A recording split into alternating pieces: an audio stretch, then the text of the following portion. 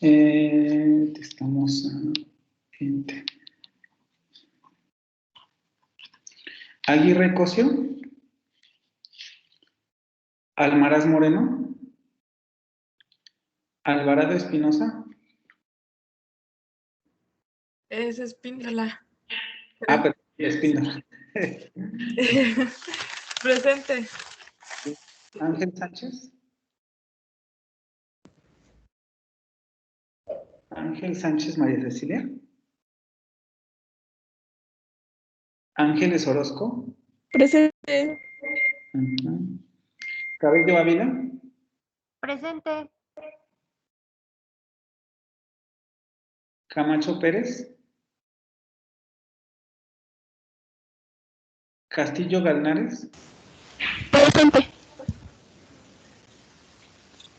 A ver, solo una cosa. Ángeles Orozco, tengo 2 inasistencias. Entonces, es el límite de examen, pero ya no deberías faltar porque si no el problema va a ser en el final. No, profe, es que una asistencia sí se la justifiqué, pero creo que no me la dio válida. No recuerdo cuál. Si me vuelves a mandar el mensaje. Sí. Cante, por favor. Castillón Morales. Presente. ¿Yo tengo alguna inasistencia, profe? ¿Quién me habla? ¿Castillo? Sí. No. Ah, No. Cervantes Amaya. Presente, profe. Cortés Centeno, perdón. Presente, profe, presente. Aquí estoy. Díaz Yáñez. Presente, profe. 10 Marina Ledesma. Presente. Espinosa Hernández. Presente, profe. Fuentes Arce. Gamí Sandoval. Presente. El mismo caso que Ángeles. Tengo 2 inasistencias. Todavía hay derecho a examen, pero el problema es que si vuelve a faltar, el problema va a ser en el examen final. Ok, ¿Vale? claro que sí, profesor. García Fernández. Presente. García Sámano. Presente, profe. Gaviña Mancera. Presente, buenos días. Buenos días. González Segundo.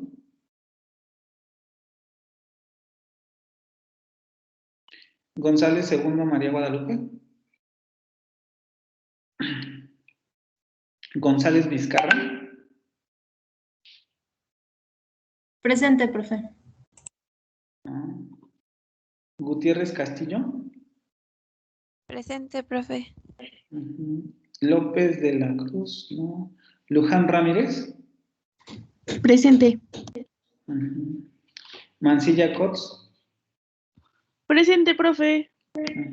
Márquez Casados. Mata Licea. Presente. Méndez García.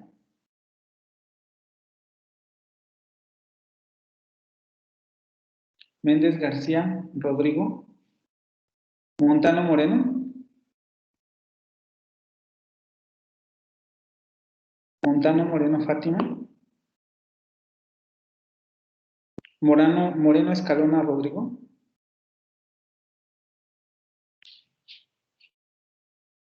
Moreno Escalona Rodrigo. Mosquera Mejía. Presente. Navarrete Núñez. Olvera Holguín. Olvera Holguín.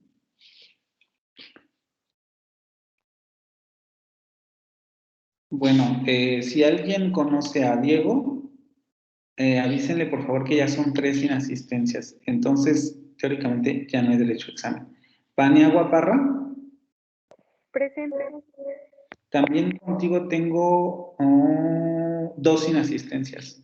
Entonces, si por favor ya no falten porque, les digo, están en el límite, ¿no? Tienen derecho a examen, pero si vuelven a faltar, el examen final va a ser el problema. Pérez Zavala. Bueno, es que yo la única vez que, que sí no he asistido a su clase fue el 6 de octubre, que fue lo... Como les digo, si has participado o algo así, porque también eso puede afectar. Recuerden que, como les avisé al principio, si no me contestan hay inasistencia, entonces, por favor, ya no falten y contéstenme cuando les hablo, ¿sí? Puede ser por eso, no lo sé. Yo tengo aquí 2 inasistencias. Sí, gracias. Pérez Zavala. Presente. Piña Amador. Presente. Rayas Juárez. Presente. Robles Rodríguez. Robles Rodríguez. Presente. Sámano Hernández. Presente. Ok. Sánchez Juárez. No. Silva Doñate. Profe, mi compañero le mandó un mensaje por aquí, incluso no sé si lo alcanza a ver, pero él se va, bueno, está de hecho conectado, pero es que como está en el hospital, dice que pues a lo mejor y sí lo alcanza a escuchar, pero pues por los datos se le traba o como está esperando un familiar que salga de una cirugía, pues a lo mejor y también por eso no contesta. Ok, sí, de todos modos luego platico con él, pero sí, ya vi el mensaje. Tapia Fernández. Presente. Valencia Berrecochea. Presente, profe. Yáñez Martínez. Yáñez Martínez Verónica. Zúñiga Nogués Abel Elías. Presente, profe. Jordan Caballero Daniela.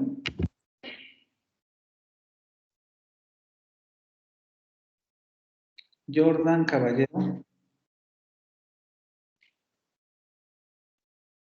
Ok, también si ya no entra, estaríamos en el límite de la asistencia. Como ven, en realidad nadie tiene un problema así en específico sobre asistencias para presentar derecho a examen. El asunto es con los que ya están en las 2 inasistencias. Si vuelven a faltar, el problema va a ser en el examen final. Profe, ya mandé foto de mi justificante de mi falta del 13 de octubre. Ajá, ahorita. ¿Me la habías mandado antes? ¿De sobre qué es tu justificante? Es que fui al dentista. Ah, sí, ya me acordé. Lo que les había comentado a tus compañeros, ¿no? Como les dije ese día, ¿la cita te la programaron o tú la hiciste? Me la programaron. No, yo no puedo hacer citas. Ok, bueno, eso es lo que me interesaba saber, pero necesito que en este caso me avisen antes, chicos, porque como les decía a los compañeros la semana pasada, si ya saben que tienen clase a esta hora, no es como para hacer citas en el dentista o cosas por el estilo. Si te la programaron, confiando en tu palabra, no hay ningún problema, pero Sí. por favor que no vuelvas a... 2 meses. Sí, no vuelve a pasar. Y una disculpa. Les digo, no pasa nada. Si se las programan, yo no tengo ningún problema. Pero los que saben que tienen clase a esta hora, tratar de no hacer ningún compromiso que no esté en el marco del curso, ¿vale?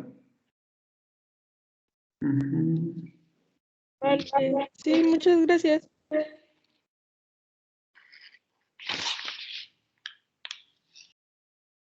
Ok. Fue el 13, ¿verdad?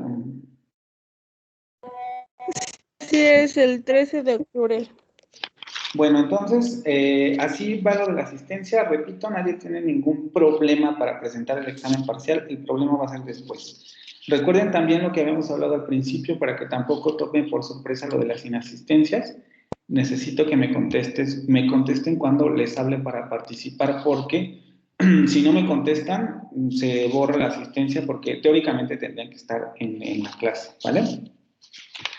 También con el asunto del foro, ya los estoy calificando, me faltan nada más unos poquitos, solamente aguántenme, ya quedan hoy tienen que quedar porque hoy vamos a pedir el último entregable con relación a lo que vamos a terminar de ver hoy, porque el examen es la siguiente semana. Entonces, lo que vamos a hacer, ese es uno de los problemas cuando tenemos 4 horas seguidas, se aprieta de más el tiempo y estamos en el límite. El próximo miércoles va a ser el examen parcial. Lo tenemos programado para que sea las primeras 2 horas. Voy a hablar con el director académico para ver si nos da chance de hacerlo las 2 horas finales. No creo, porque además tampoco sé si les convenga a ustedes hacerlo en las 2 horas del final de la clase. Aquí más bien va a depender de lo que él me diga en mi informe, y ya dependiendo de eso les digo a qué hora lo haríamos.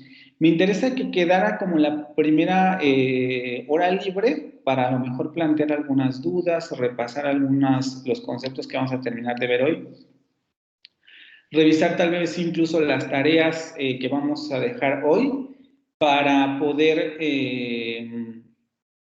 para que el examen no venga tan así de golpe, y además también como para recordar, debido a que tenemos 4 horas seguidas, es una semana sin vernos y sin trabajar, entonces eso también afecta a la hora de realizar el examen, ¿no? Porque se han dado cuenta, ¿no? Muchos de ustedes no repasan las presentaciones, entonces cuando hacemos el repaso no se acuerdan y de ese tipo de situaciones. Entonces también por eso me interesaría como que la primera hora pudiéramos hacer un breve repaso sobre las dudas que hayan quedado. Pero si no me da chance, pues entonces el examen será las 2 primeras horas del día miércoles. Guadalupe, ¿algo que me quieras decir? ¿Tienes una duda? A mí no me mencionó en la lista, profe. Soy González Murguía, Guadalupe Yunuel.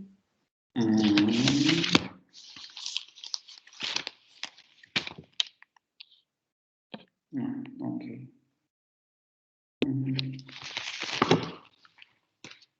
Vale, entonces, así, Castillo, ¿alguna duda? Sí, profe, es que tenía mi mano levantada porque no sabía si me había escuchado cuando pasó lista.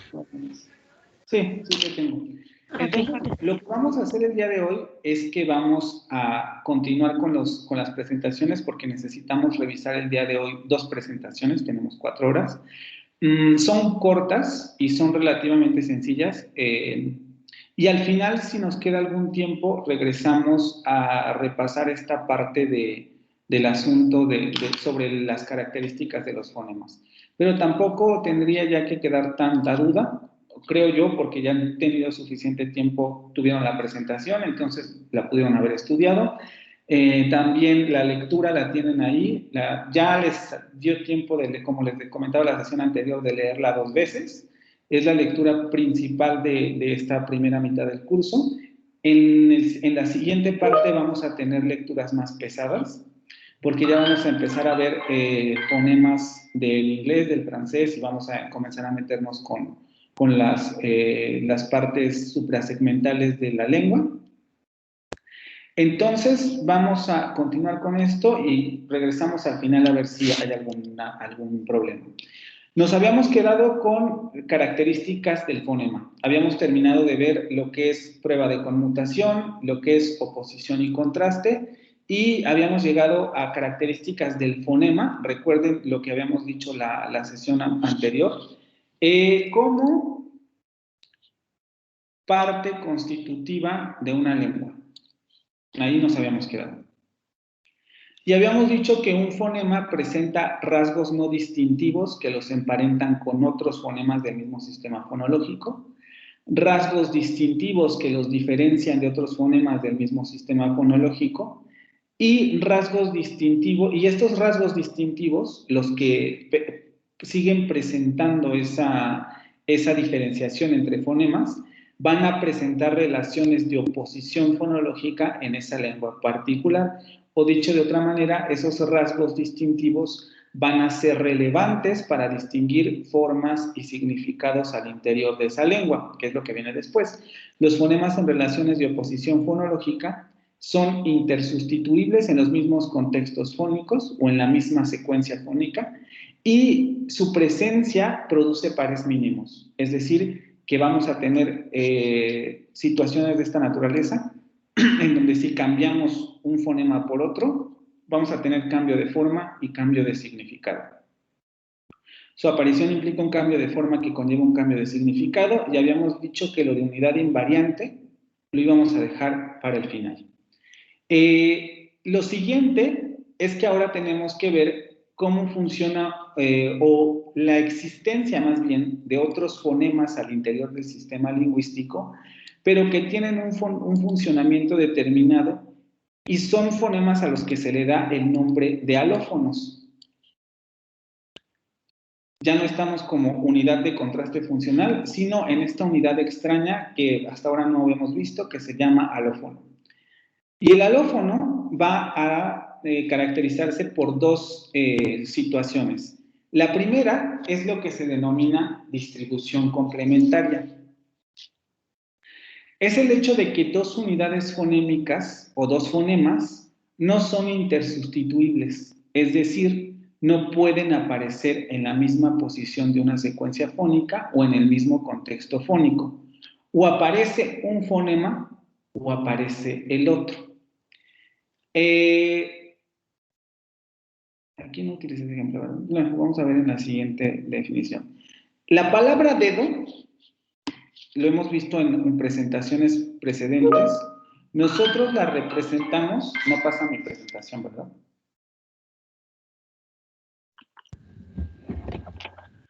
No, pero... ¿Ya está? Voy a compartir la pantalla porque si no va a ser un problema. Espérenme.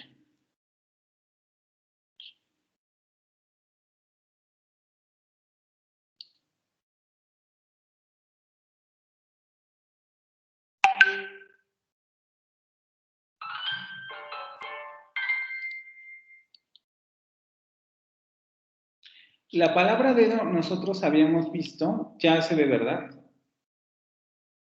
que la podemos transcribir, también eso lo veremos, esperemos llegar a ese punto, lo podemos transcribir de esta manera. Incluso habíamos hecho el ejercicio, ¿no? ¿Cuántos fonemas hay ahí? 3 fonemas. Pero había, se puede perdón, en términos fonéticos, la palabra dedo no se pronuncia, en términos reales o los que hablamos español, no pronunciamos la palabra dedo de esa manera, de esta forma. Los que hablamos español pronunciamos esa palabra de esta forma.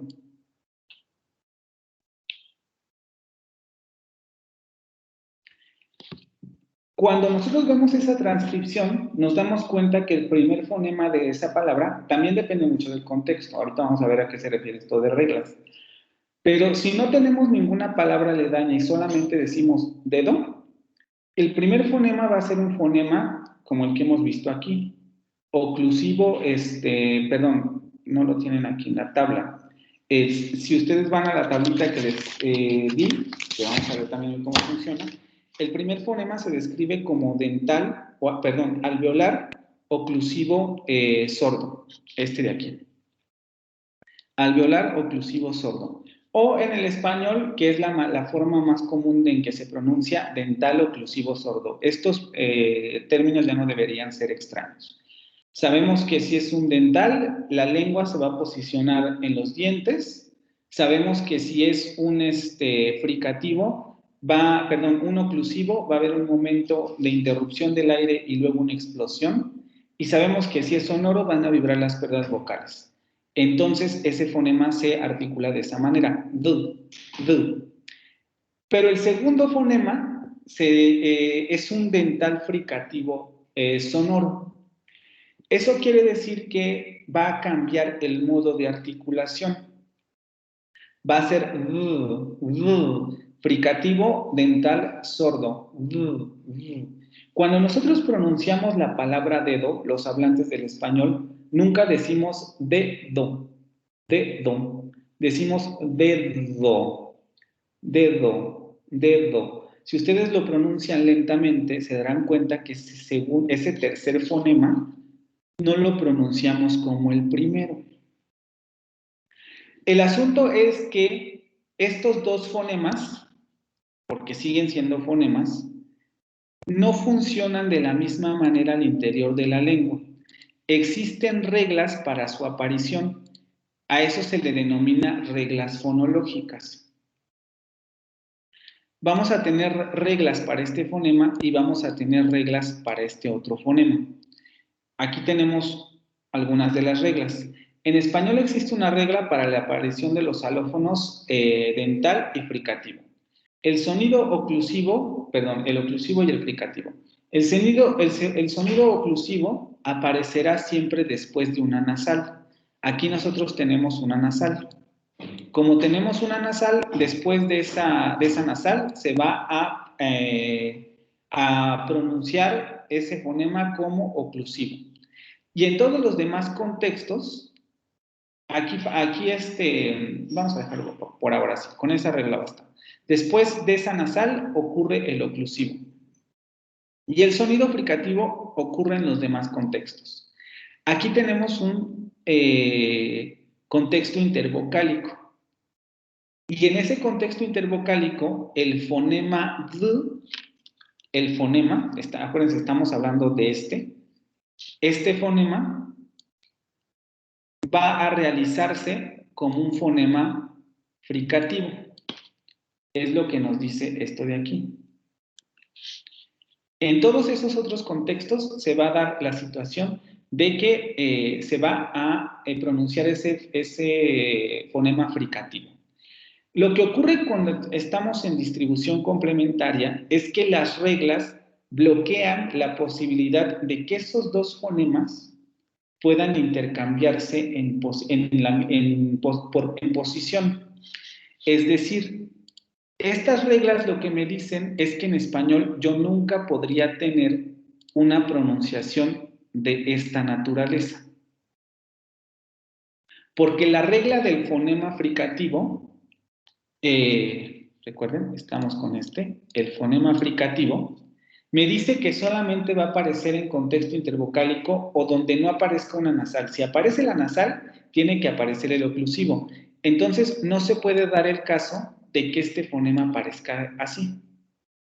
Porque aquí tenemos una nasal. Y lo mismo ocurre con el fonema oclusivo. La regla me dice, ese fonema oclusivo no puede aparecer entre vocales.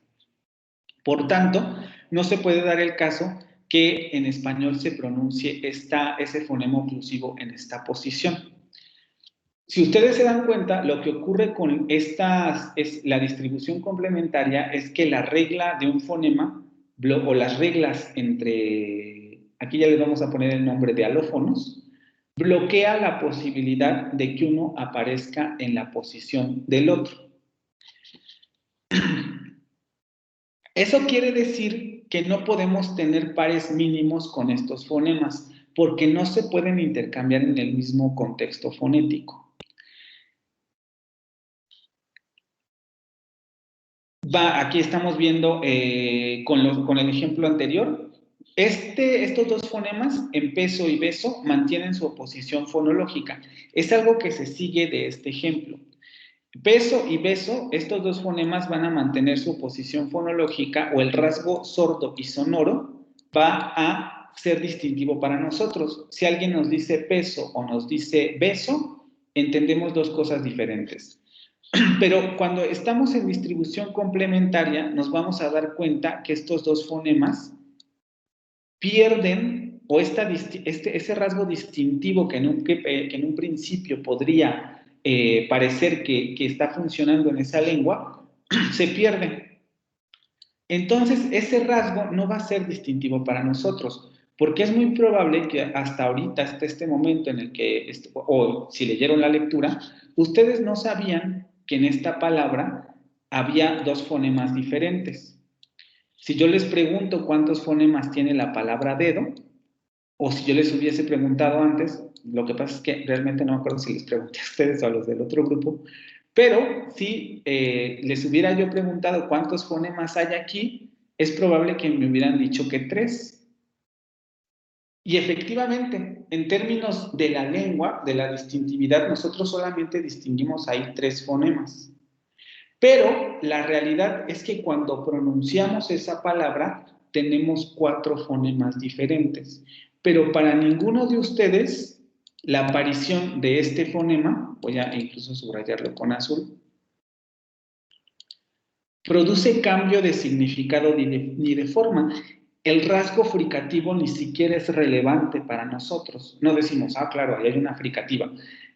Nadie dice eso, ¿no? Pero ustedes, como alumnos de lenguas extranjeras y estudiando fonética, tampoco en un primer momento lo dicen. Se hace a través de estudios y viendo el contraste y escuchando la pronunciación. Dedo, ¿no? Entonces, ese rasgo fricativo o la oposición entre oclusivo y fricativo se pierde, porque no hay distinción. Aquí entendemos que existe exactamente el mismo fonema.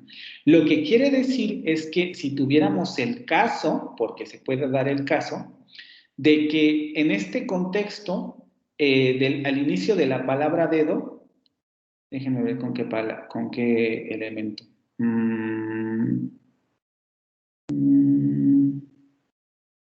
No. Las. Si yo tengo no traje a mí mi lapicito para escribir, pero si yo tengo la frase 20 dedos, voy a hacer la transcripción, espero que se vea bien. 20 dedos.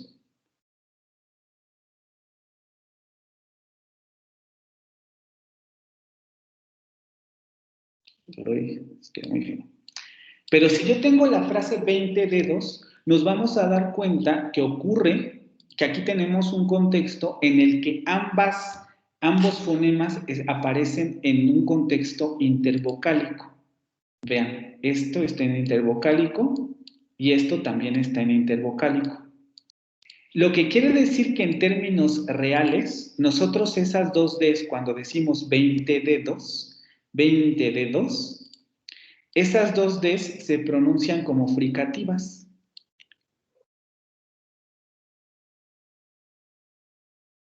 Pero si yo les digo 20 dedos, ustedes no entienden ahí cambio de forma ni de significado.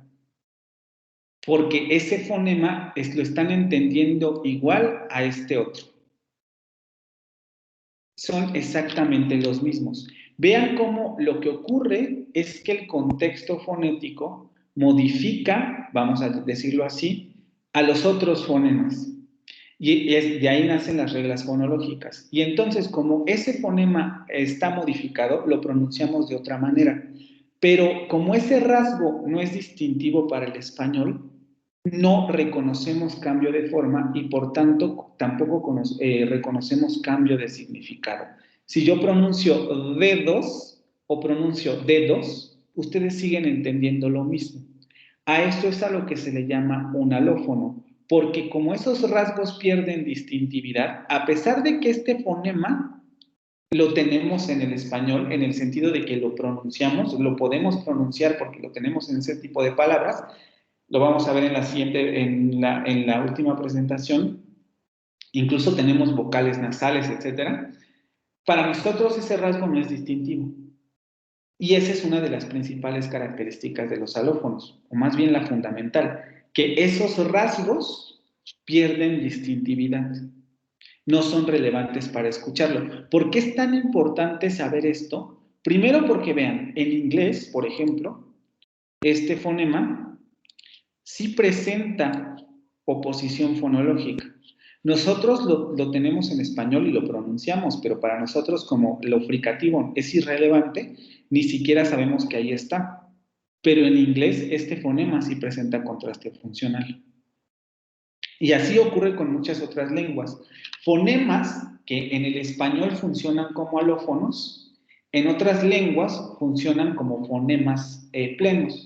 Y fonemas que en otras lenguas funcionan como alófonos, en inglés en español funcionan como fonemas.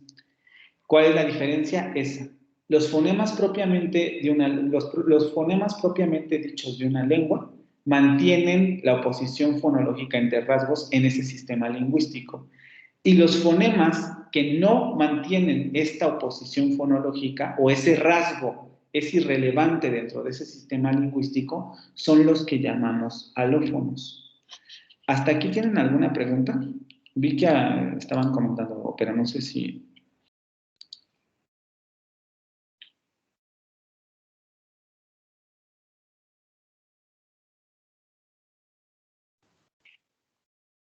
¿Quedó claro esto o hay dudas? Yo, profesor, tengo una duda. Esto es lo mismo, por ejemplo, con la palabra ven, que se deletrea con V, pero pues no tenemos un diferente como, o sea, a lo mejor sí podemos pronunciar la V como la V chica diferente, como con los labios, pero no marcamos esa diferencia, o sea, nadie dice ven en el español hablado, ¿no? O la mayoría de la gente se puede decir, pero la gente no lo dice, el ven. Todo lo pronunciamos como si fuera con la otra B, ¿no? Con ven. Así, solamente que no hay que olvidar que no debemos confundir la grafía, o sea, como la escribimos, a como la pronunciamos. Hay dialectos del español, por eso esto es muy complejo, en donde la oposición entre este fonema y este fonema, porque aquí estoy hablando de fonemas, no de letras, existe. Pero en el español mexicano esto no ocurre. La palabra ven siempre la vamos a pronunciar con este fonema. Cuando hay personas que señalan que deberíamos hacer esta distinción, esto es una corrección que no tiene nada que ver con la lengua, pero en realidad nosotros siempre pronunciamos con este fonema esas palabras. Incluso este fonema también tiene variaciones alofónicas porque la palabra ven, si aparece también entre vocales, se pronuncia con el fricativo. Diríamos ven, no se me ocurre ahorita un ejemplo, pero María ven, María ven, María ven, María ven. En ese contexto, porque está entre vocales, se pronuncia como un fonema fricativo, pero es esta la forma fricativa, no esta. Ok. Sí hay alófonos ahí, pero no tiene que ver con los diferentes, con esos dos fonemas en particular. No, de hecho, justamente esa es una de las, o sea, es pertinente tu comentario porque efectivamente es importante que comiencen a distinguir este fonema, porque este fonema sí lo van a encontrar en español y lo van a encontrar en inglés y lo van a encontrar en francés. Nosotros en nuestra lengua no lo tenemos, pero en francés y en inglés sí. Y sí lo llegamos a confundir con este. Entonces, sí es relevante. Y este también lo tenemos como alofónico, pero no necesariamente es en los contextos en los que nos lo imaginamos. Entonces, nada más para aclarar. Pero, ¿sí se aclaró tu duda o no? Sí, profesor, gracias. ¿Alguna otra? Los demás.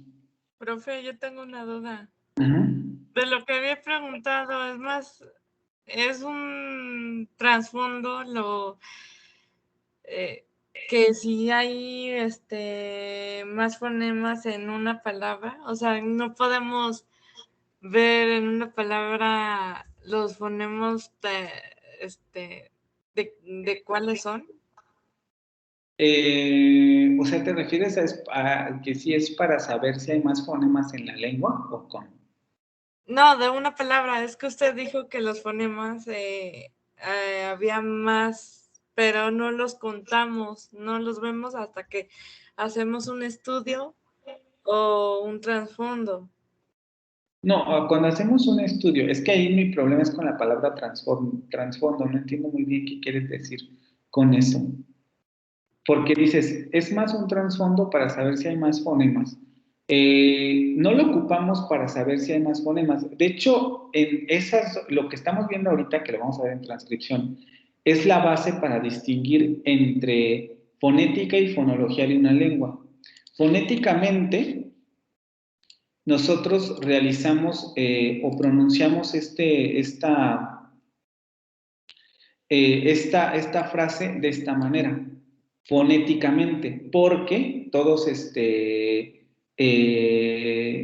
porque la pronunciación real es así, un dedo, pero fonémicamente es decir, en términos de fonemas, nosotros entendemos en términos del español que cuando pronunciamos esa palabra solamente tendríamos esto.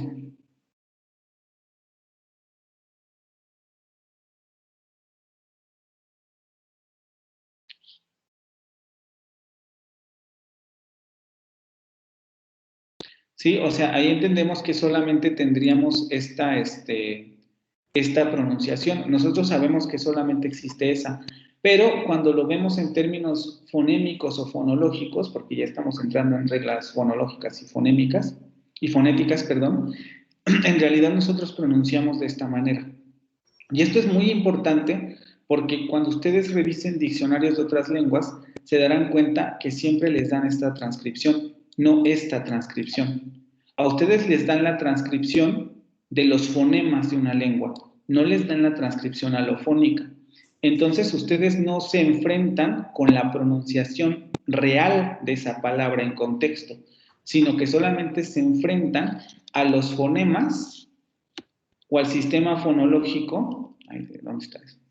Al sistema de fonemas de esa lengua, pero no a los fenómenos alofónicos.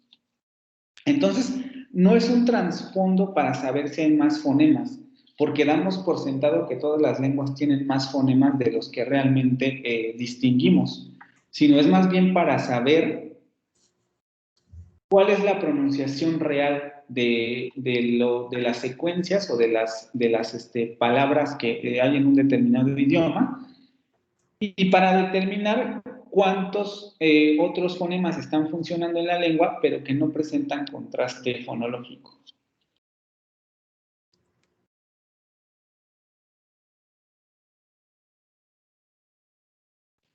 ¿Sí o no? Denme. Sí, gracias, profe. ¿Alguna otra pregunta?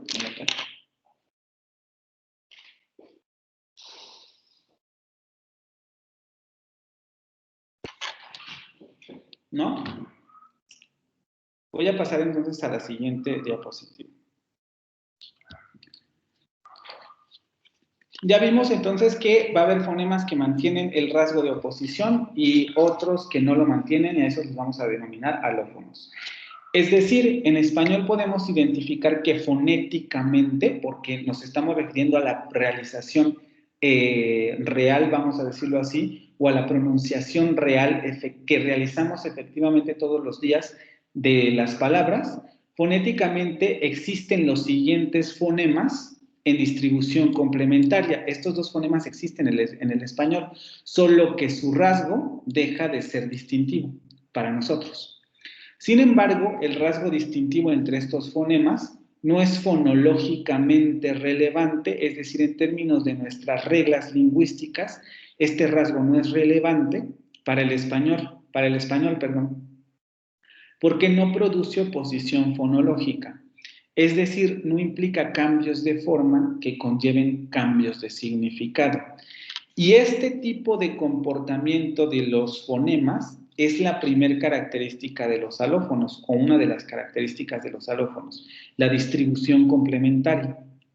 La segunda se denomina variación libre. Sucede cuando dos elementos fonémicos o dos fonemas, con rasgos distintivos que los diferencian, se presentan en la misma posición de una secuencia fónica. Pero esta aparente intercambiabilidad no conlleva cambio de significado. La variación libre es mucho más difícil de encontrar en las lenguas porque los alófonos en la mayoría de las veces se comportan en distribución complementaria. Pero vamos a tener determinados fonemas en los que vamos a poder encontrar que existe intercambiabilidad en el mismo contexto, como en los ejemplos que habíamos visto aquí, como en estos. Lo que ocurre con esos fonemas es que, a pesar de que siguen presentando rasgos diferenciadores, porque la primera consonante va a ser una velar oclusiva sonora, la segunda va a ser una velar fricativa sonora, y la tercera va a ser una palatal aproximante sonora. Es diferente, ¿no? Son tres fonemas diferentes, Pero para el español, para un hablante del español, a pesar de que esto pueda resonarnos, depende, va a haber elementos que nos suenen más que otro, ¿no? La diferencia entre doctor y doitor, pues es muy evidente. La diferencia entre doctor y doctor ya no es tan diferente entre estas dos, por ejemplo. Pero nosotros sabemos que a pesar de que exista, déjenme ocupar otro color, este cambio, ese cambio no produce cambio de forma ni de significado. Porque si yo les digo doctor, doctor y doitor, ustedes van a entender exactamente lo mismo. Este tipo de fonemas, si se están dando cuenta, nuevamente tenemos que son diferentes, pero otra vez están perdiendo la distintividad fonológica, porque para nosotros esos rasgos no son relevantes para distinguir formas y significados. Siguen representando o su intercambio no supone que nosotros entendamos otra cosa. En español, esto también sigue reglas fonológicas. Este fenómeno es especialmente interesante, por ejemplo, para las vibrantes del francés. Cuando ustedes ya no lo verán aquí, depende de con quién les toque, pero en el siguiente curso se tendría que ver variantes del francés. Y van a darse cuenta que este fenómeno ocurre con fonemas como el R. Va a haber determinadas variantes del francés que van a pronunciar R, otros van a pronunciar R y otros van a pronunciar R. Y este cambio de fonema no va a representar cambio de significado, pero las tres variantes representan distintas cosas. Perdón, los tres fonemas son diferentes y en las variantes pierden la oposición fonológica. Cada fonema es diferente, pero pierden ese rasgo de distintividad. Sirve para reconocer, por ejemplo, un acento. Ah, no, pues en determinada parte de Francia o en determinada parte del inglés en Gran Bretaña se pronuncia la R. Entonces ellos dicen red. Pero hay otros, como en la variante estándar, en donde dicen red. Pero entre red y red no existe diferencia fonética para ellos. Existe una distinción en el sentido de, tú eres de allá, yo soy de acá, esa persona viene de por allá, pero no hay distinción de formas ni de significados. Esto es a lo que conocemos como variación libre. En posición postnuclear, los fonemas posición postnuclear, ahorita no nos vamos a meter en eso, lo veremos cuando sea sílaba, pero esta posición que adquiere el fonema se le denomina postnuclear, porque depende de la formación de la sílaba. ¿Con cuál? Con verde. Esta, como ustedes saben, es una sílaba. Si ustedes pronuncian la palabra doctor, la van a dividir en dos. Esto es una sílaba. A esta parte de en medio se le llama núcleo y por eso decimos que en la posición postnuclear esos fonemas se neutralizan. Es decir, se pierde la distinción entre modo de articulación y solo se mantiene el de punto de articulación. En eso ya no nos vamos a detener mucho. Pero lo que ocurre es eso. Tenemos fonemas que varían en el mismo contexto fónico, pero a diferencia de los fonemas propiamente dichos de una lengua, ese cambio no produce cambio de forma ni de significado. Aquí sí, taza, casa, gasa y pasa son 4 cosas completamente diferentes, pero doctor, doctor y doitor para nosotros siguen siendo lo mismo. Entonces, podemos decir que en español se pueden identificar fonéticamente, porque podemos identificar que existen estas realizaciones reales, o sea, la lengua o muchas personas pronuncian de esa manera esa palabra. Existen los siguientes fonemas en variación libre cuando sustituyen a este fonema velar en posición postnuclear de sílaba. Y nosotros podemos constatar que en español existe este fonema y este fonema. Pero los rasgos que los oponen en términos abstractos, en español pierden la distintividad. Y entonces nosotros no escuchamos que haya 3 fonemas. Simplemente escuchamos lo mismo o podemos decir no sabe pronunciar la palabra. Pero nunca nadie diría, me está diciendo otra cosa. No me está diciendo doctor, me está diciendo doctor. ¿Qué significa doctor? Ninguno de ustedes se pregunta eso. Sin embargo, los rasgos distintivos entre estos fonemas no son fonológicamente relevantes para el español, porque no producen oposición fonológica. Es decir, no implican cambios de forma que conlleven cambios de significado. ¿Aquí tienen alguna pregunta? Hasta este punto. ¿O todo ha quedado claro? Variación libre y distribución complementaria.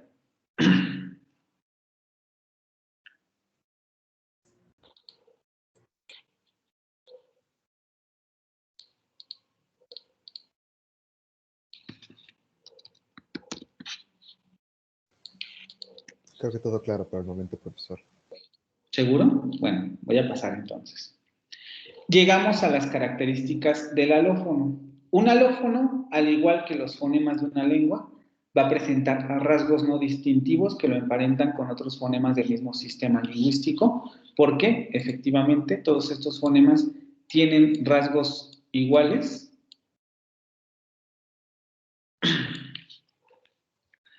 Van a presentar rasgos distintivos que los diferencian de otros fonemas del mismo sistema fonológico.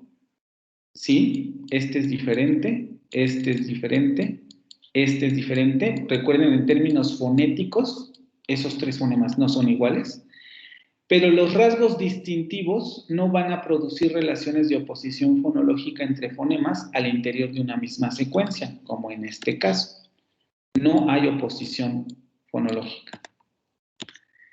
Los alófonos tampoco van a ser intersustituibles porque van a moverse en distribución complementaria. Yo no puedo intercambiar estos dos fonemas arbitrariamente. El intercambio sucede por reglas fonológicas.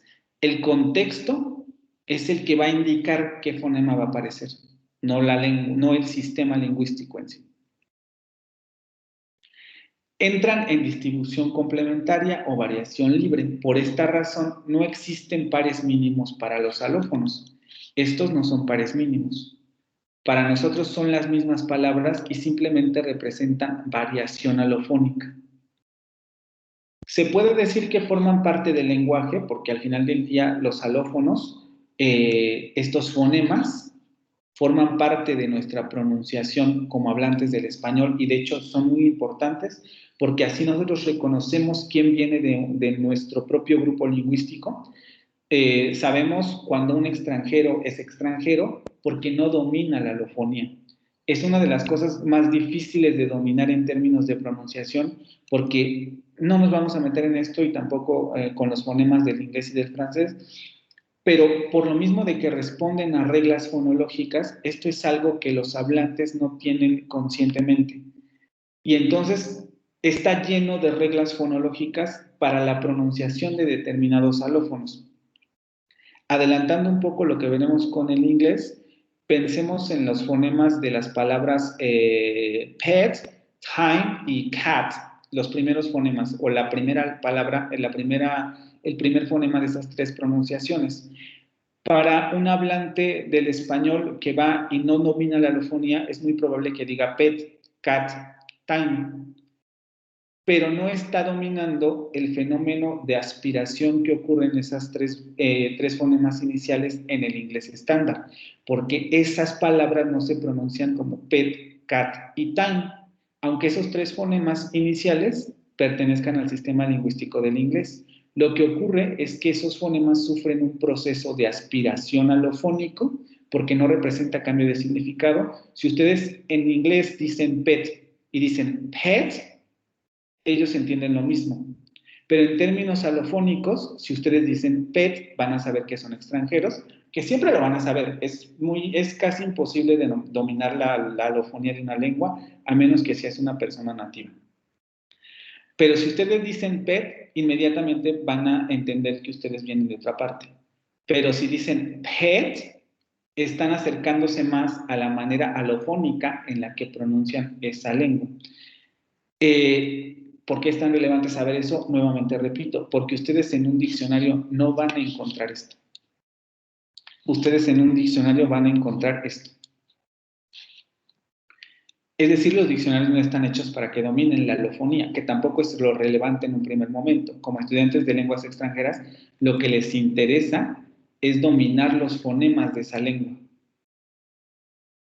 No tanto los alófonos, o por lo menos no de momento.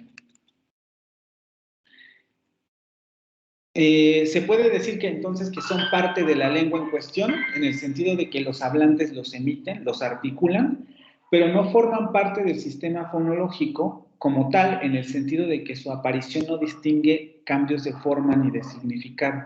Si ustedes pronuncian con o sin alofonía, los hablantes generalmente entienden el mensaje porque ustedes están ocupando los fonemas adecuados. Pueden decir, pronuncia raro, pero lo entienden. Y esa es la característica de los alófonos. ¿Hasta aquí tienen alguna duda?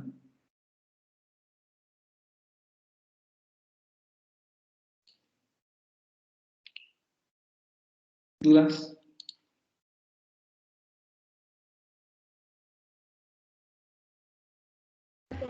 Creo que no, profe. ¿No? Ok. Y vamos por último a ver lo de unidad variante e invariante, porque es lo que nos quedó aquí. ¿Qué queremos decir con que el fonema es una unidad invariante? Y el fonema, aquí está, el fonema es una unidad invariante. ¿Y qué queremos decir con que el alófono es una unidad variante? Esto tiene que ver con lo que hemos visto hasta ahora. Cuando nosotros hablamos de fonemas como unidad funcional dentro de una lengua determinada, o incluso hablándolo en términos de como un fonema en abstracto, nosotros estamos hablando de una unidad invariante. En el sentido, volvemos a este ejemplo de la palabra dedo, que si yo les pregunto cómo se pronuncia dedo, es muy probable que ustedes me digan esto, ¿no? Y vean cómo en esta palabra estos dos fonemas son invariantes. Es un poco como lo que hemos visto con el ejercicio de los cuadritos. Los dos cuadritos rojos yo puedo decir que son iguales. En este sistema son exactamente lo mismo. Lo mismo ocurre con los fonemas. Si yo tengo la palabra dedo y la transcribo, ustedes, como buenos hablantes del español, en un primer momento me dirían, este y este fonema son iguales. Por eso es que en esta palabra ustedes solamente distinguirían 3 fonemas. Vean cómo estos dos elementos no varían. Por eso decimos que un fonema es invariante, porque representa la invariabilidad de la lengua. Aunque esa palabra en términos fonéticos se pronuncia de manera diferente, o esos dos fonemas se pronuncian diferentes, nosotros seguimos entendiendo el mismo fonema. Por eso le denominamos invariante.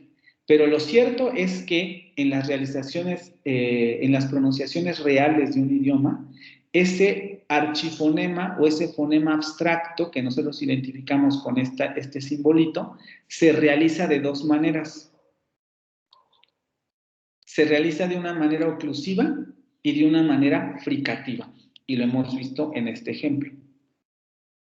Vamos a tener contextos en donde se va a realizar como oclusivo y contextos en donde se va a realizar como fricativo.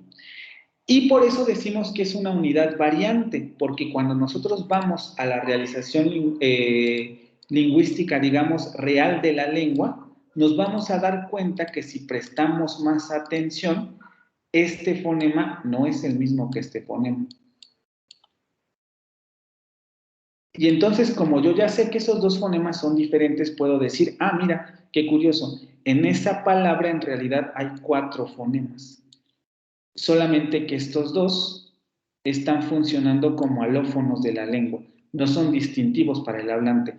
Entonces, en la pronunciación real, esa unidad que en términos abstractos nosotros entendemos como una sola, se realiza de 2 maneras diferentes. Es decir, es una unidad variante. Los alófonos son unidades variantes porque representan las variaciones del fonema en abstracto. Por eso tenemos aquí esta representación. Este símbolo, que sería el invariante, todos sabemos que ese fonema existe en español, Pero luego cuando lo particularizamos en las realizaciones, valga la redundancia, particulares, nos damos cuenta que tiene dos realizaciones. Una realización oclusiva y una realización fricativa. Tenemos esta palabra, un dedo. Ningún hablante del español reconoce de oídas que en la pronunciación del ejemplo existe un sonido diferente al de la D. Para nosotros, estos dos fonemas siempre van a ser D. Y vean cómo incluso el elemento que tomamos arbitrariamente para representar un fonema corresponde con uno de los alófonos, pero eso es completamente arbitrario. Sin embargo, en el lenguaje oral sí hay una diferenciación fonética, porque tenemos dos realizaciones diferentes. El fonema es invariante en el sentido de que incluso cuando es sustituido por un sonido un tanto diferente, el hablante sigue reconociendo el mismo fonema. Los alófonos son variantes en el sentido de que incluso cuando sustituyen a un solo fonema en diferentes contextos, sus realizaciones orales son diferentes en cada contexto. ¿Hasta aquí alguna pregunta? Profe, ¿cómo podemos diferenciarlos? O sea, si suenan igual, ¿cómo podemos decir este es fricativo y este? Bueno, ustedes como estudiantes de lenguas extranjeras, pues estudiando, ¿no? O sea, de eso se trata, porque de oídas ustedes no lo pueden distinguir ni en español, ni en inglés, ni en ninguna lengua. Eso se adquiere leyendo, estudiando, informándose sobre las variantes, sabiendo cómo leer los fonemas cuando se los presenten en un determinado texto y poder determinar la existencia de este tipo de fenómenos en una lengua particular.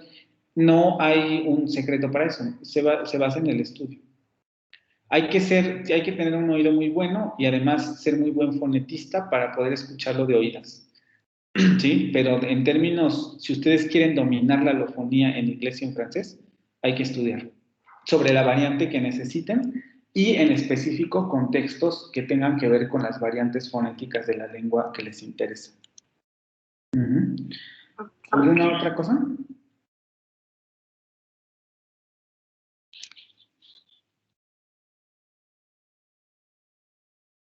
Ana Paula. Profe, yo estaba viendo la tabla del alfabeto fonético que nos mandó Uh-huh. y, por ejemplo, en el caso de la variante de doctor, estaba viendo que en la fricativa palatal, en la fricativa velar hay otra letra que es una X. ¿Esa cómo se usaría o por qué hay dos letras? Eso es lo que vamos a ver en la siguiente presentación. A eso vamos, ¿vale? Entonces, aguántame. ¿Alguna otra pregunta con relación a este punto, a lo que acabamos de terminar ahorita?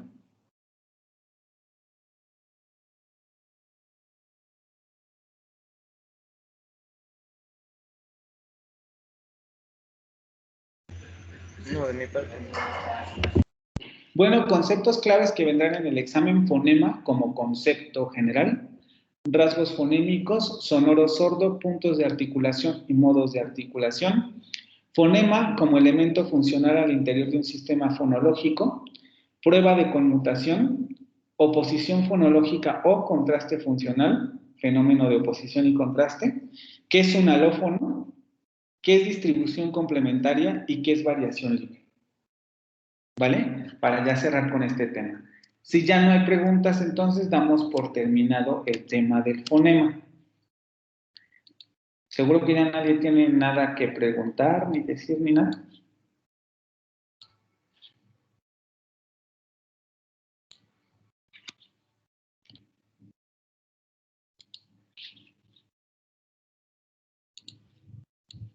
¿No? Bueno. Entonces vamos a pasar al siguiente tema, que es lo que va a responder la duda de Ana Paula. Vamos a hablar del alfabeto fonético internacional. Ustedes ya tienen la tabla por ahí. yo les pediría que la saquen, incluso si ya la imprimieron está muy bien, porque vamos a hablar justamente de para qué se usa, cómo la utilizamos y por qué es tan importante comprender el funcionamiento de esta herramienta. Empezamos con este punto. Concebimos a la sociedad como un conjunto de individuos, familias, empresas e instituciones que persigue la superación de sus integrantes para lograr un bien común. Entendemos que el ser humano es por naturaleza un ser trascendente y a la vez un ser social que para vivir en forma armónica decide sujetarse a normas y códigos de conducta de la filosofía Unitec. Y con esto vamos a dar paso al tema del alfabeto fonético internacional. ¿Cuál sería el objetivo? Que el alumno conozca el alfabeto fonético internacional y aprenda a utilizarlo en la descripción y transcripción de fonemas. Esto es muy importante porque ahora que pasemos a transcripción fonética y fonológica, lo vamos a utilizar. Vamos a comenzar ya a describir fonemas, vamos a empezar a ver cómo funcionan en las transcripciones y además es muy relevante porque como herramienta les ayuda para cualquier lengua. Ustedes están especializando en francés e inglés, pero si quisieran estudiar chino, árabe, lo que quieran, la tabla sirve si ustedes saben cómo utilizarla y si saben cómo investigar sobre los fonemas de esa lengua. Vamos a empezar con un poco de historia sobre la Asociación Fonética Internacional, que es la que da origen a esta herramienta. Y como más o menos recordarán, a finales del siglo XIX estaba el asunto de la neogramática, a punto de pasar al estructuralismo, entrando en 1900. No pasó la diapositiva, ¿verdad?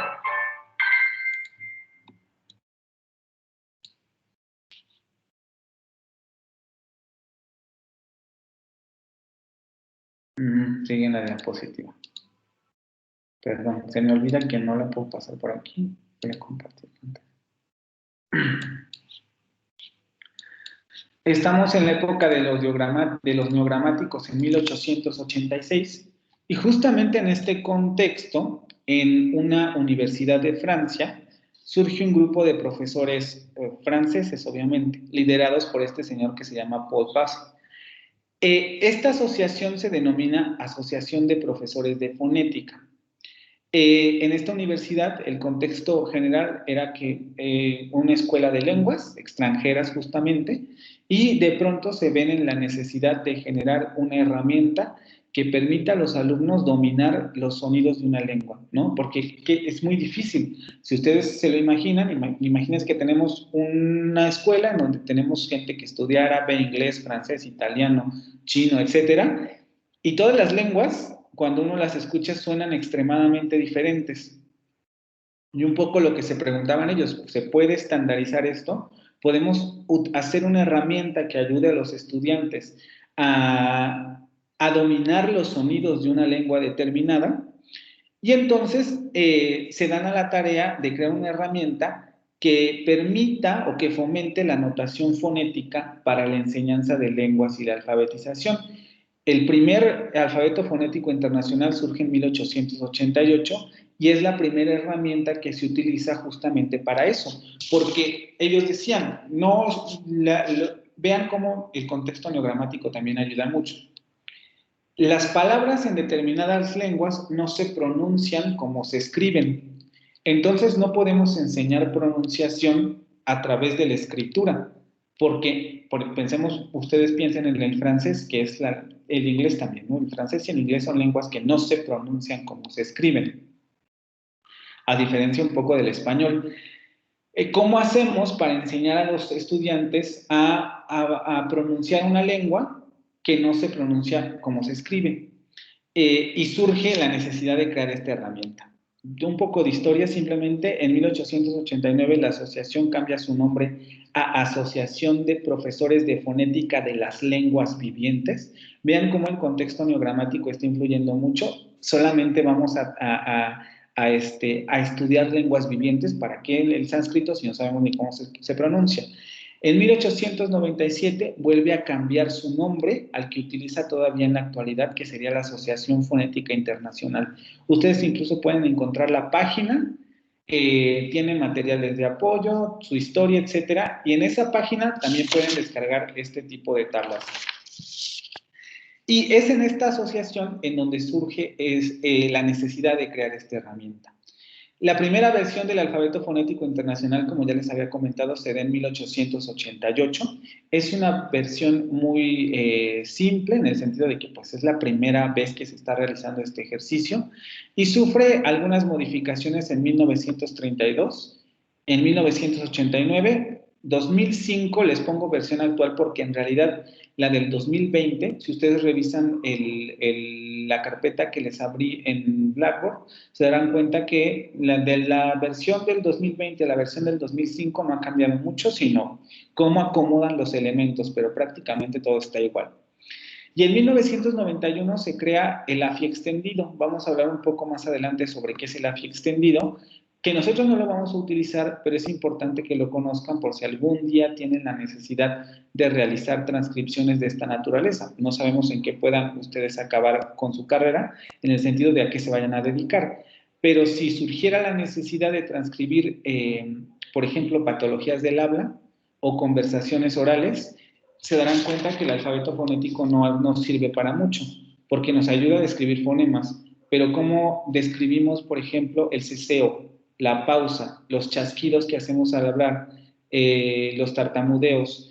Para eso sirve el AFI extendido, para señalar esas marcas lingüísticas en la pronunciación. El propósito del AFI, entonces, es el ser un sistema de notación fonética. ¿Qué queremos decir con notación fonética? Lo vamos a utilizar para representar de forma gráfica los sonidos de cualquier lenguaje oral. Y esto es muy importante. Esta es una representación gráfica de los sonidos. No estoy hablando de letras de una lengua, no estoy hablando de símbolos, estoy hablando de representaciones gráficas de un sonido.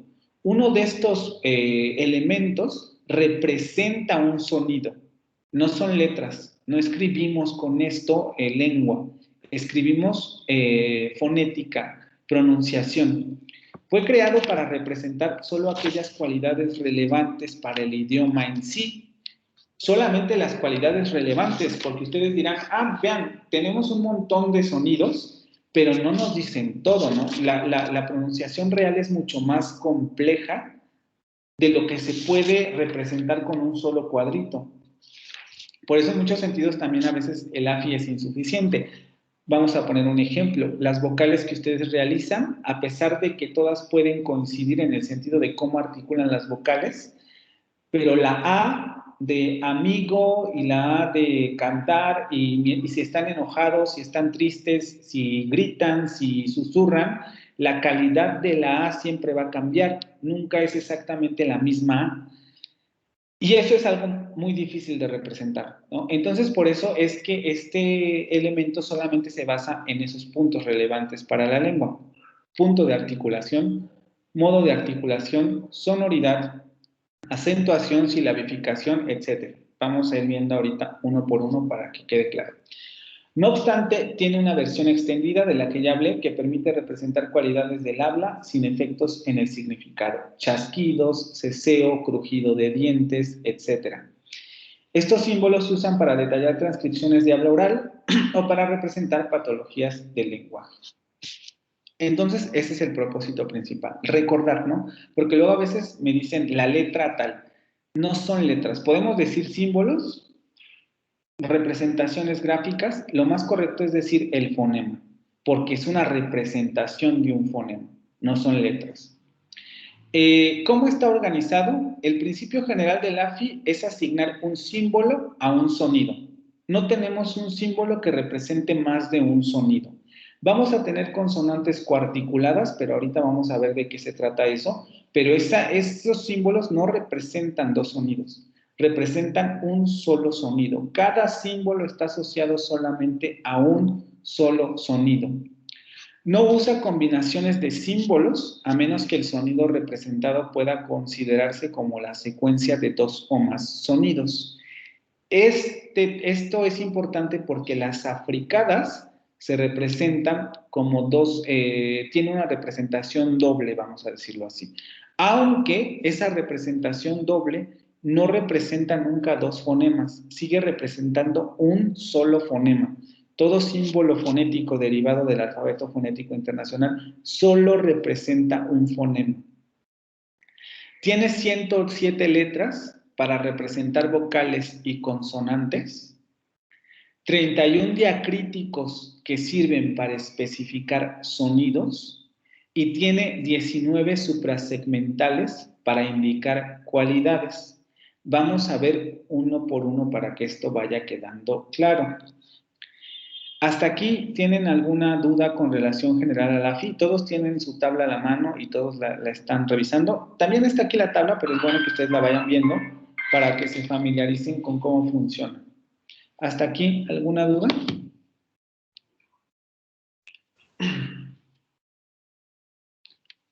¿Cuántos? Ah, no, ya vi que son 107. Iba a preguntar cuántos símbolos. ¿Alguna otra cosa?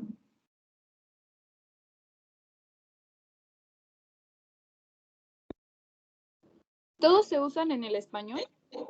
No, es justamente lo que vamos a ver en la siguiente presentación. Ustedes me pueden decir ya muy fácil por qué no todos se usan en el español. ¿Por qué no todos se usan en el español? ¿Alguien tiene la respuesta? ¿Es por el modo de articulación? No. ¿Por qué no todos los fonemas de esta tabla se usan en el español? Porque es para aprender otros idiomas y en otros idiomas no hay muchos fonemas que no tenemos en el español. Y de otra manera lo podemos decir con la presentación que acabamos de terminar. ¿Por qué?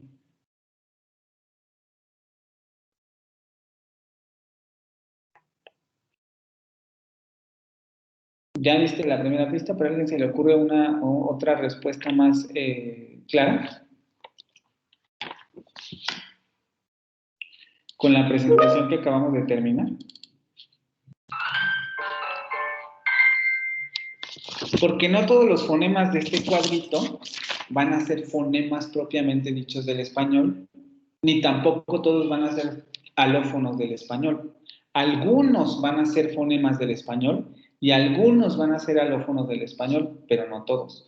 ¿No? Por ejemplo, toda esta zona de aquí, nosotros no tenemos consonantes en la zona de la raíz de la garganta. Ahorita vamos a pasar esa parte, pero nosotros no tenemos fonemas como nosotros no tenemos ese fonema. Ese fonema lo encontramos en lenguas como el árabe, por ejemplo. Entonces, no todos se utilizan en el español. Justamente ese es el truco del AFI, ¿no? Nos sirve para representar los fonemas de cualquier lengua, pero por eso mismo no nos vayamos con la finta de que todos esos fonemas se usan en todas las lenguas. Algunos funcionan al interior del sistema fonológico de las lenguas. Entonces, ¿sí vamos bien?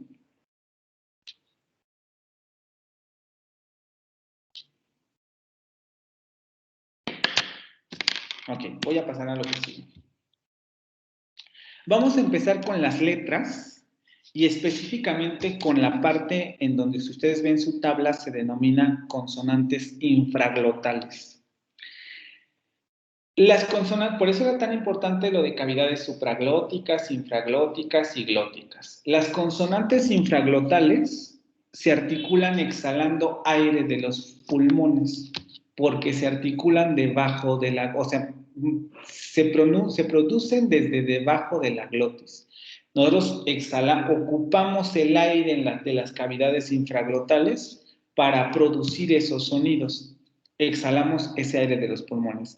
En esta clasificación se encuentran la mayoría de las consonantes del mundo.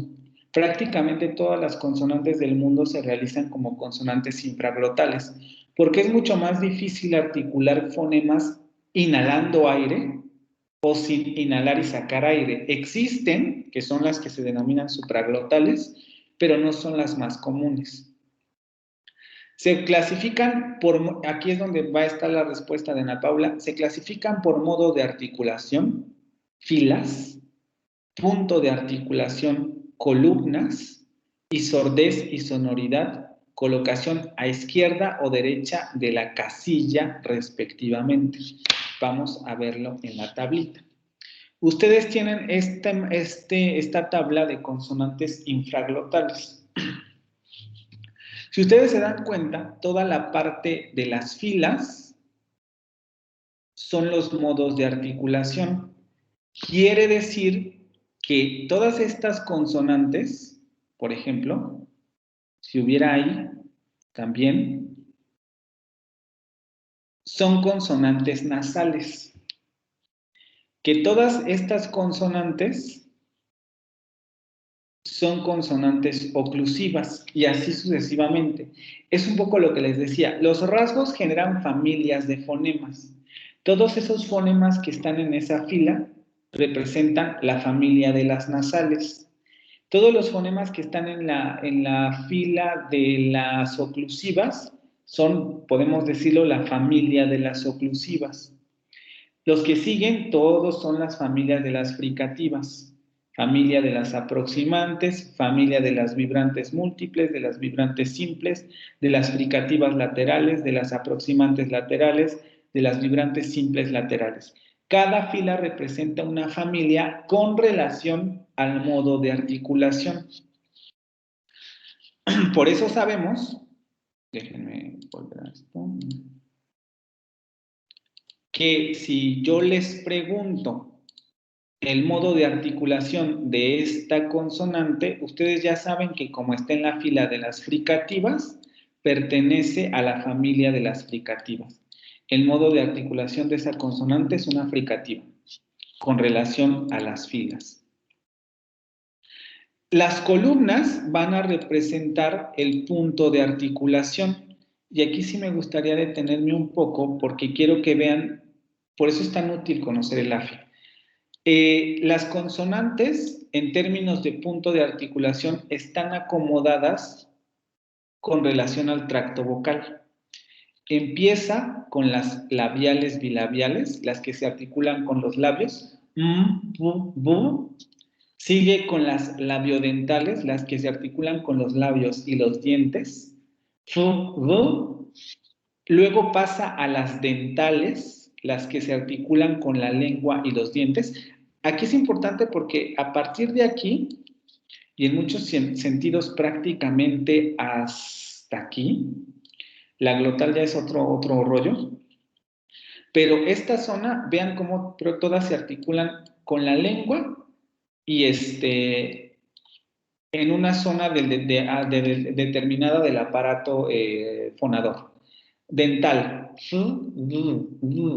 Por ejemplo, la de zapato está ahí, ¿no? Luego tenemos las consonantes alveolares, que se articularían con la lengua en los alvéolos. Vean cómo ese cuadrito va recorriendo de adelante hacia atrás. La lengua en los alvéolos. Luego la lengua en los postalvéolos. Ya estamos casi llegando al paladar. Luego las retroflejas, que también están más o menos en la zona postalveolar. No nos vamos a meter ahorita en eso, pero estas dos filas se articulan más o menos en la misma posición. El asunto con las retroflejas es que nos habla sobre cuál sería la posición de la lengua en articular, pero lo vamos a ver después, porque tenemos una retrofleja en inglés.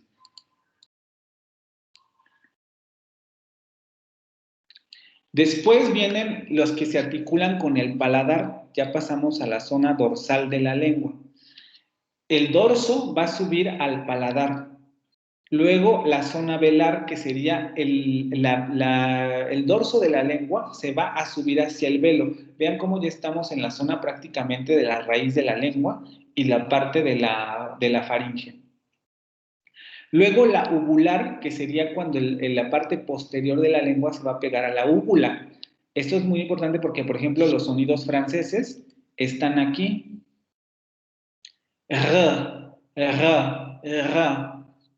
Ese sonido se articula con la raíz dorso de la lengua, raíz o parte posterior de la lengua, pegándose a la úvula. Y luego vamos a tener ya las radicales que estarían, y seguimos utilizando la lengua, ya menos porque ya estamos en la parte trasera, pero seguimos utilizando la lengua. Cuando la raíz de la lengua se va a pegar directamente a la faringe, ya estamos prácticamente aquí. Hemos hecho el recorrido de toda la cavidad oral. Las epiglotales, que ya están casi en la glotis, recuerden dónde hemos visto dónde está la epiglotis, que sería el órgano que cierra el conducto respiratorio para que no pase comida a esa parte. Llegamos a la epiglotis y luego llegamos a la glotis o zona glotal, que serían las cuerdas vocales, y la parte interior de el espacio que queda entre las cuerdas vocales. Y ahí tendríamos consonantes como la... Ya ni siquiera hay articulación con la lengua. Aquí ya no utilizamos articulación con la lengua. Vean, entonces, tenemos una zona en donde nos habla de que utilizamos los labios, los labios, perdón. Luego tenemos una zona en donde utilizamos la lengua, junto con la zona de la cavidad oral, y luego solamente la parte glotal. Eso es en términos generales. Esto se los pongo para que vean lo gráfico que es el AFI. Nos está representando toda el conducto o la articulación de los fonemas con relación a cómo está organizado el aparato fonador. Ahora bien, las columnas, déjenme revisar.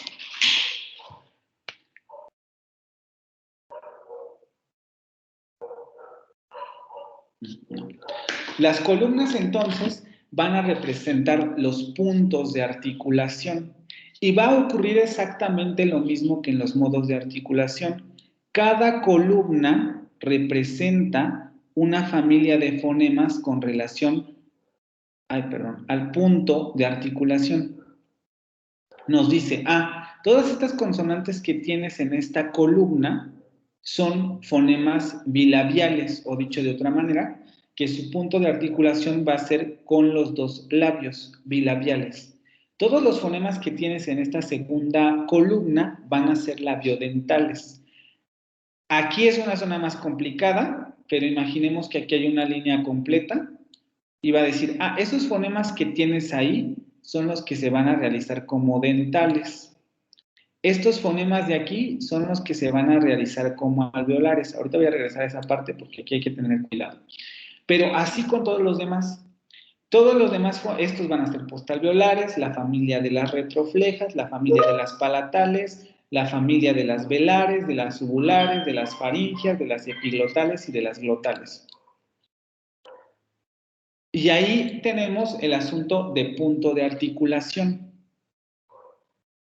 ¿Sí? Y ahora viene lo de la pregunta de Ana Paulina, creo, ¿no? Después, porque ya tenemos solamente dos rasgos, nos falta el de sonoridad, tenemos que ir a lo que dice abajo. Es muy importante que lean lo que dice abajo, porque luego ya se los expliqué y llegamos a los ejercicios y todo me preguntan, pero maestro, ¿cómo sabe que es sonora? Por lo que está aquí. Las consonantes alineadas a la izquierda son sordas, las alineadas a la derecha son sonoras. Las casillas en gris son articulaciones consideradas como inexistentes. ¿Qué tenemos que hacer para saber si un fonema es sordo o sonoro? En cada una de las columnas tenemos que dibujar una línea imaginaria.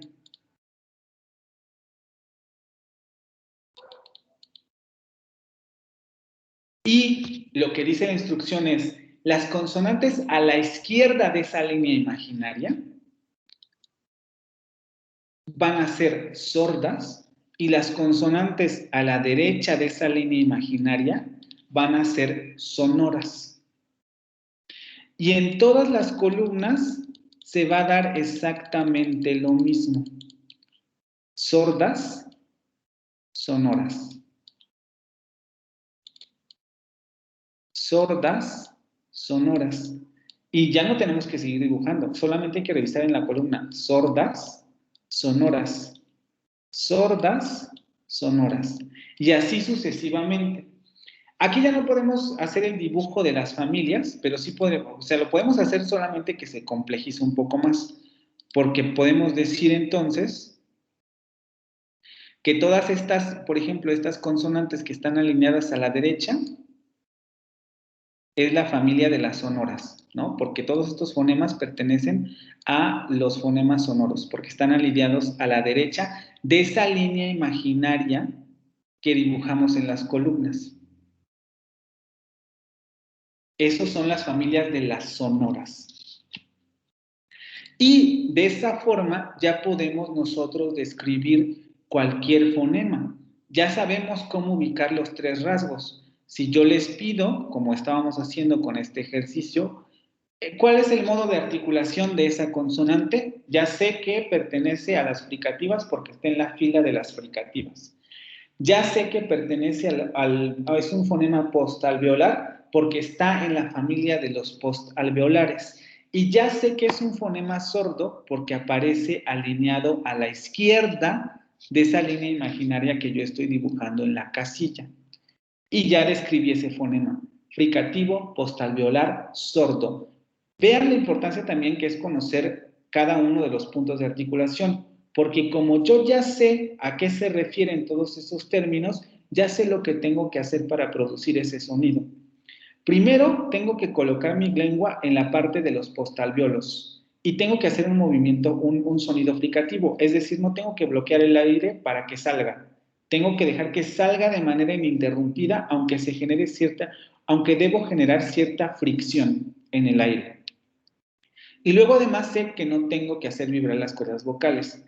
Si yo intento la pronunciación, me tiene que salir un sonido más o menos así. Sh, sh, sh, shi, sh, sh, porque tengo que colocar la lengua en la parte de los postalveolos. Vean la importancia, por eso les decía, estudien. Aquí ya necesitamos conocer todo lo que vimos antes. ¿Dónde están los postalveolos? ¿Qué significa que un sonido sea fricativo? ¿Y qué significa que un sonido sea sordo? ¿Vale? Ahora, solamente para terminar con esta parte de la tabla, comentar que aquí es importante tener cuidado con estos fonemas principalmente. Los que no están divididos necesariamente en columnas, que vean serían estos y estos. Lo que quiere decir esta no división en columnas es que todos estos fonemas, a pesar de que la tabla los coloca en la familia de las alveolares, porque están alineados con las alveolares, pueden tener diferentes realizaciones. Pueden realizarse en la zona dental o pueden realizarse en la zona postalveolar. Por eso no ponen una línea divisoria de columnas. ¿Sí?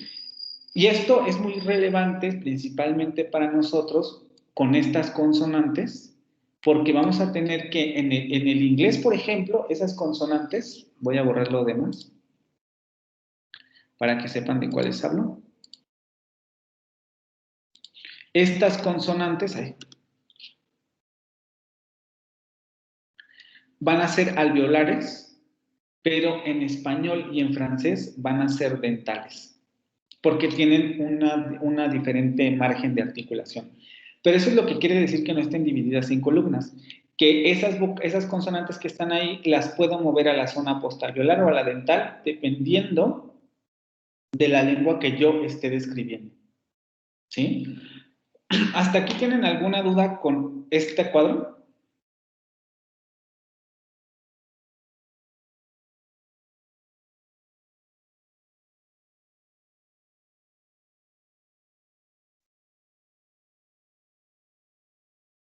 ¿No?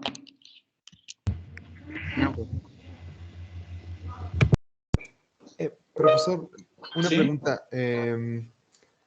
¿Podría repetir lo de la línea imaginaria y la distinción entre los... O sea, bueno, sí recuerdo la distinción entre los sonidos sordos y los no sordos, ¿no? Pero... ¿podría repetir una... ¿Perdón? ¿Cómo determinarlo en la tabla? Ah, sí, exacto. Voy a subir las presentaciones ya en... La de los fonemas o la del concepto de fonema ya la tienen en la plataforma, pero estas las subo mañana también. Para repetir esta parte, cada una de las columnas, en lo que tenemos que hacer cada una de las columnas, para los que no tienen muy clara esta distinción, porque a veces es difícil, incluso derecha o izquierda, a muchas personas se les complica, columnas como las que tienen los edificios. Si ustedes se imaginan, esto es una columna, esto es una columna, esto es una columna, y las filas como las que hacemos en el súper o las que hacemos en las tortillas o a donde vayamos a hacer filas, ¿no? No debería haber ningún problema con eso. Entonces, para saber si un determinado, espérenme que no sé qué dice aquí, así ya. Para saber si un determinado sonido es sordo o sonoro, tenemos que dibujar una línea imaginaria en medio de las columnas. Y a partir de esa línea imaginaria, nosotros vamos a poder, siguiendo esta instrucción, determinar si una consonante es sorda y sonora. Las consonantes alineadas a la izquierda, su izquierda, no mi izquierda, la izquierda, esta es mi izquierda, pero la de ustedes está de este lado. Las consonantes alineadas a la izquierda van a ser sordas. Y las alineadas a la derecha, su derecha, van a ser sonoras, pero alineadas con relación a esa línea imaginaria que ustedes están dibujando. Consonante sorda, porque está alineada a la izquierda de mi línea imaginaria, y sonora, porque está alineada a la derecha de mi línea imaginaria. Incluso si quieren se los pongo con 2 colores para que esto quede más claro. Borrador.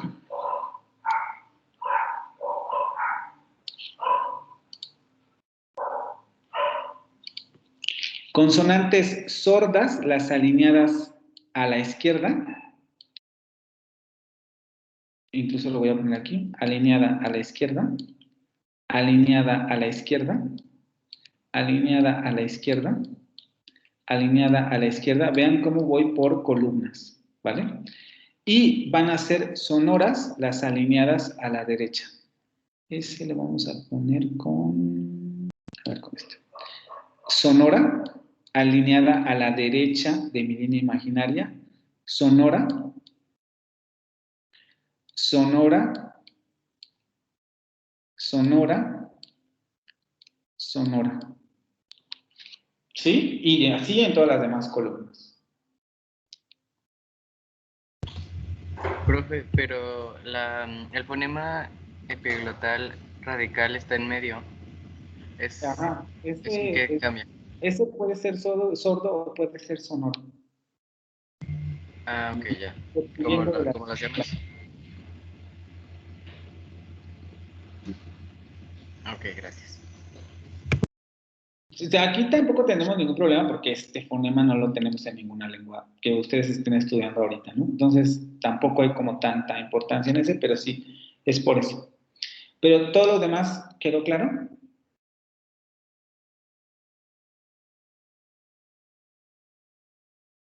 Sí, gracias. Ok. ¿Alguna otra pregunta con relación a esto?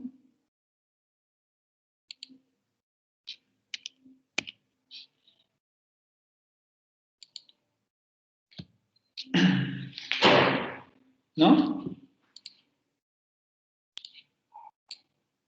Bueno, voy a pasar a la siguiente, que serían las consonantes coarticuladas. Son los sonidos en los que 2 consonantes individuales son pronunciadas al mismo tiempo. Lo pongo entre comillas porque esta es una definición no necesariamente incorrecta, pero es para que se facilite entender a qué nos referimos con consonantes coarticuladas. No es que ocurra que se pronuncien 2 consonantes a la vez, porque eso es imposible. No, yo no puedo pronunciar 2 consonantes a la vez. Lo que ocurre es que se combinan 2, dependiendo, pueden combinar, o más bien, siempre se combinan 2 puntos de articulación. Se pueden combinar 2 puntos de articulación en ese fonema y es por eso que se les llama coarticuladas. Pues lo podemos ver en las descripciones de estos fonemas.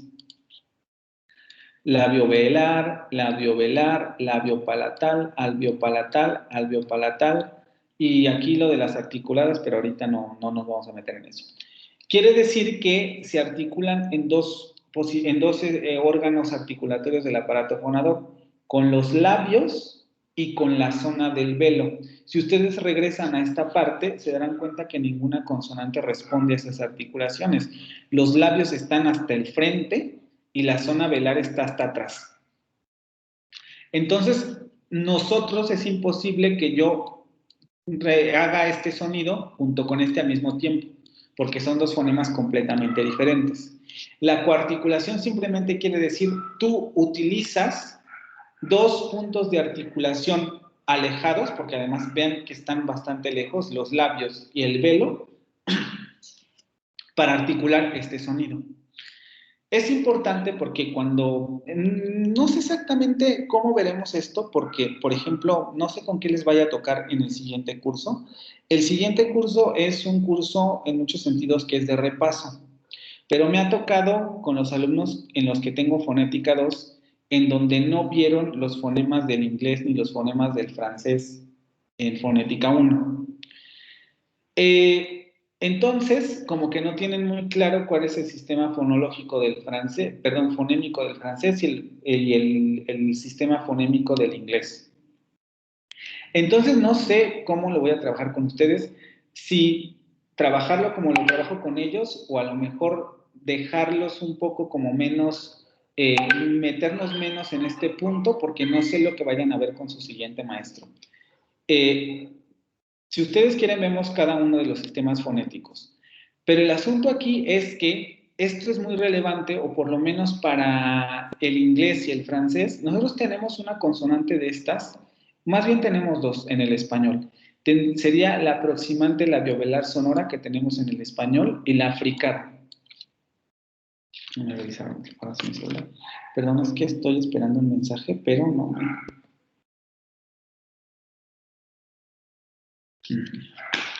Tenemos dos consonantes de estas en español, pero ocurre que en inglés, por ejemplo, tenemos estas dos. Vamos a tener varias de estas, no solamente tenemos una en inglés, sino que tenemos, si no mal recuerdo, dos. Y este fonema lo tenemos en francés. Entonces, en español ahí solo tenemos dos, pero en las otras lenguas tenemos tres y a veces hasta cuatro. Y es importante comprender cómo se articulan. Por ejemplo, que esta es la más conocida, porque esta sí la tenemos en español. Cuando ustedes pronuncian la palabra huevo, o huevo, se darán cuenta que ustedes al principio de la articulación de esa palabra no dicen huevo, huevo, huevo, con una U, con una vocal U, huevo. Nadie dice huevo. Decimos huevo, huevo. Y al inicio de esa palabra aparece una casi consonante similar a la G. No decimos huevo, huevo, huevo, pero tampoco decimos huevo.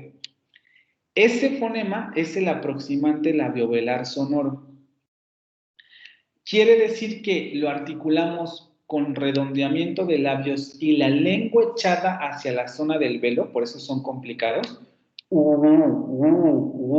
Huevo. Si ustedes tratan de pronunciar solamente esa consonante, esa semiconsonante que aparece al principio de la palabra huevo, se darán cuenta que la parte posterior de su lengua se echa un poco hacia la zona velar y redondean los labios. Vibran las cuerdas vocales y esa forma, esa posición de la consonante se acerca mucho a una G, pero sin llegar a una G, y se acerca mucho a una U, pero sin llegar a una U. A ese sonido se le denomina aproximante. Es de los más difíciles de lograr porque generalmente está entre ser una consonante y ser una vocal. Y así es como se logra articular ese fonema. Huevo, huevo, huevo, huevo. Redondeamiento de labios y el dorso de la lengua echado hacia atrás. Por eso se llaman coarticuladas, porque articulamos con la parte frontal de la boca y la zona dorsal de la lengua que se va hacia la zona del velo de la boca. En este rubro también están las africadas por su naturaleza oclusivo-fricativa. Esto lo hemos visto. Vimos que las africadas tienen un momento oclusivo y luego tienen un momento fricativo. Vean, en esta parte estoy con modo de articulación y no estoy diciendo que se articulen dos fonemas, es decir, no estoy diciendo, tú cuando haces esa articulación articulas estos dos fonemas. No, estoy diciendo que lo que ocurre es que se dan esos dos modos de articulación al mismo tiempo. Esto lo podemos ver en la ch de cheto o de chavo. Ch, ch. Si ustedes pronuncian ese fonema, ch, se darán cuenta que primero ocurre un momento oclusivo y luego hay una liberación del aire, pero no como en la pu, pu, pu, sino que se genera un estrechamiento que hace que se produzca turbulencia de aire. Por eso podemos mantener el sonido ch más tiempo que el sonido pu, pu. Nadie puede decir pu interminablemente, pero sí podemos hacer un poco más largo el sonido ch, ch, ch, ch, ch. Eso se puede hacer porque el momento fricativo lo que implica es que liberamos el aire de manera continua. Generamos una explosión, pero el aire no se libera de manera abrupta, sino que se libera poco a poco.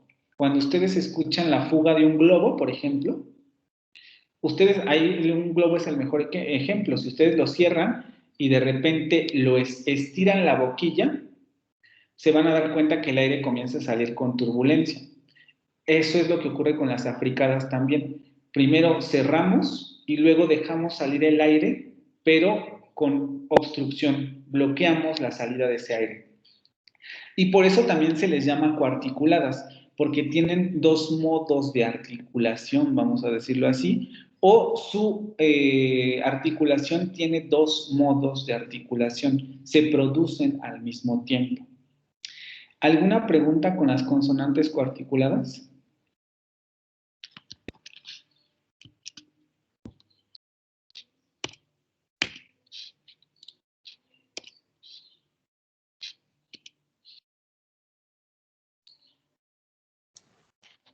Profesor, ¿hay algún nombre que se le pueda dar a estos símbolos? Ya sé que no son letras, pero para identificarlos, aparte de las cualidades que tienen de articulación.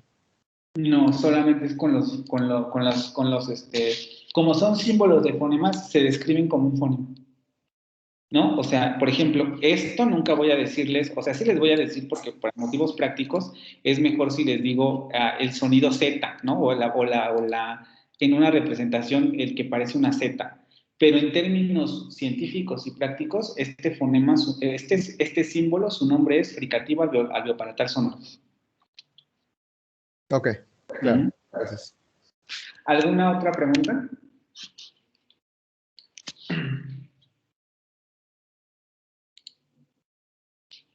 ¿No?